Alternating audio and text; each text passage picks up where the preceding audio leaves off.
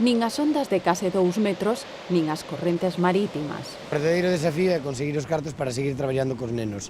Ese é o que me preocupa. Con este fin solidario, o surfista lugués saía este luns da praia das Catedrais para percorrer a costa galega.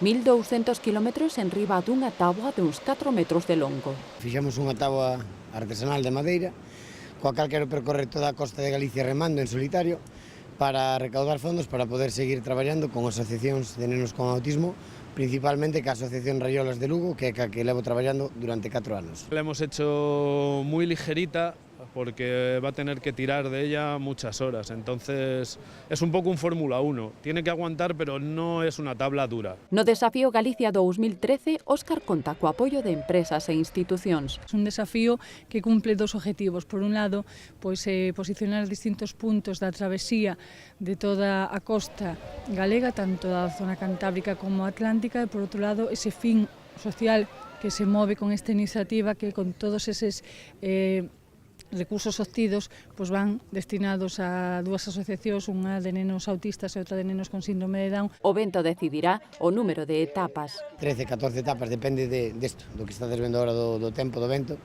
Hoxe é Ribadeo Burela, mañá é Xove Vicedo, Vicedo Cariño, Cariño Cedeira. Así ata chegar a Guarda, e se as condicións o permiten, tiraremos esta camiña a Portugal, depende de se temos tempo, pero igual facemos unha etapa para entrar en Portugal. Tras superar as dificultades da saída, fue un momento muy complicado porque las olas lo fueron tirando un poco contra las rocas y el peligro es que se hubiese roto la embarcación. Hubo suerte y en el momento que calmaron las olas, Óscar puso mucha energía y por suerte ahora ya está dentro y en rumbo. todos confían na enerxía e tesón de Óscar para culminar con éxito o seu reto.